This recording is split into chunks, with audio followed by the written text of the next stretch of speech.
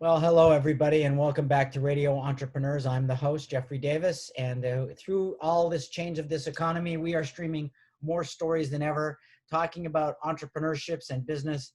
And, you know, one of the industries that seems to be changing and adapting as much as anyone else is a core to our American culture, and that's the automotive industry. And we were very fortunate today to have Stephanie Nelson, founder and CEO of reVo MG, to interview, and we're going to do an automotive update with reVo MG. Welcome, Stephanie. Hi, Jeffrey. Thank you for having me. Right. So can you just give us a couple of sentences, introduction? What is reVo MG? It's not a car. Indeed, but we do help you sell cars, trucks, vans, and or SUVs. We're a direct mail company that works individually for car dealerships to bring in traffic to their showrooms via a one-day event.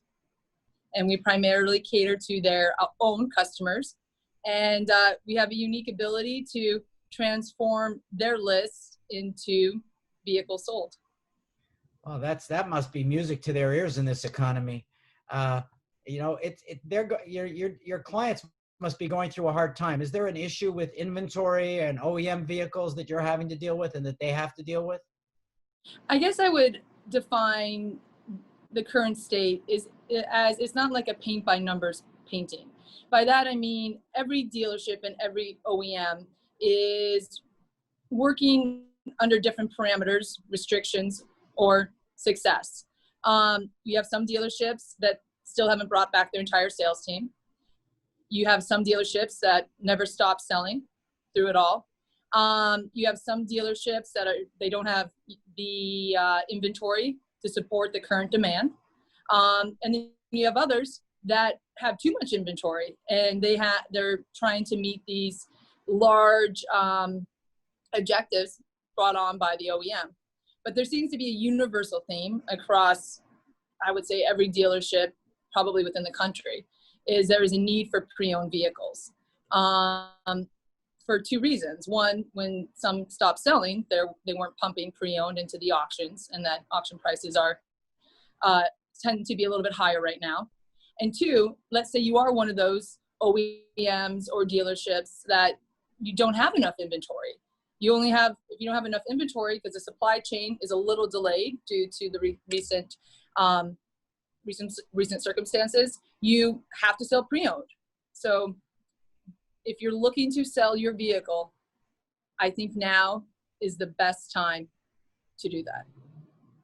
Well, I was going to ask you the question that you actually answered, and that was, I would assume in this economy, supply and demand, that pre-owned is becoming that much more important to this economy and to people buying. I mean, I've always been a fan of pre-owned cars, especially when people tend to dish them, get rid of them right away when they shouldn't.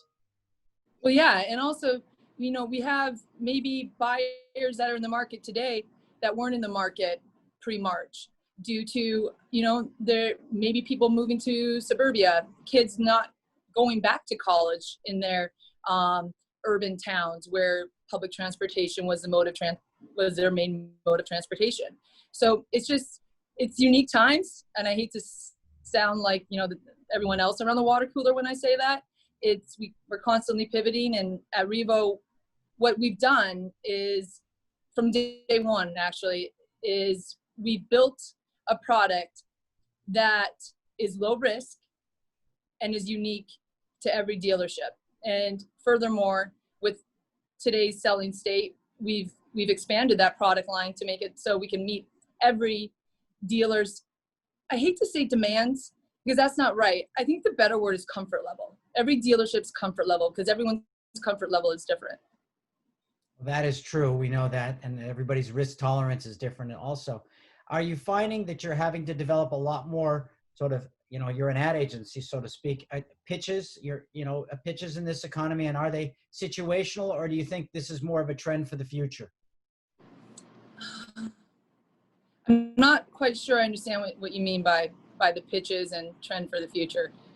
Well, that's all right. I'm not the expert of the industry the way you are, so I probably had the wrong question. But are you finding that that the way you're approaching creative execution is different now than it was 6 months ago? And is that permanent or situational? Is that a better question? Great question. I, for my team, I hope it's situational, because it definitely adds layers of complexity when we have letters, and for each letter, there's 3 different options based on a dealership's comfort level and how they are approaching the selling environment. But we're constantly motoring like our creative is always moving forward.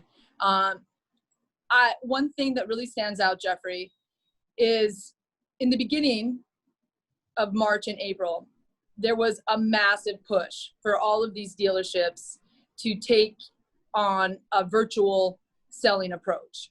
And a virtual selling approach doesn't happen overnight. You can't go from you buying a car, touch, feel, that whole selling process and ask your team to do it virtually. There needs to be steps, processes, and coaching involved. With all that being said, I feel as though maybe that approach will become a tool in dealerships' tool belt. I do not think it's going to be the end-all be-all approach, which everyone was deeming to be in the early March, April days. A person's car is some people, it's their number one investment. Their number one investment. Second for most to their home. It was my office before COVID. Yeah. Not anymore. Now it's a laptop. We were speaking with Stephanie Nelson, expert and founder and CEO of reVo MG. Stephanie, I used to work for some firms that worked with some of what they used to call the Big Four, and the dealers are not known as being innovators.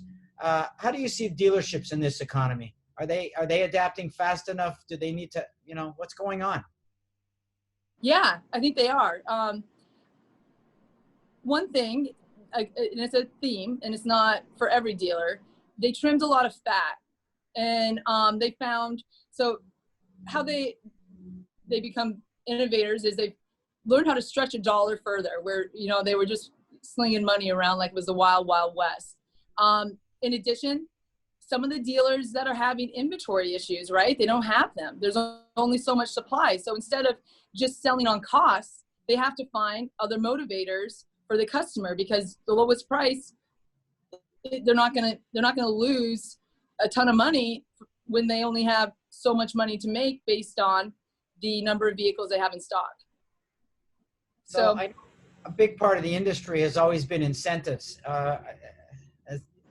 Are they still being utilized during this time of change? Jeffrey, that really depends on the OEM. I heard an interesting car commercial the other day, and I was talking to a dealer as well, and they don't want to blast their incentives. And so I'm going to go back to the supply chain again.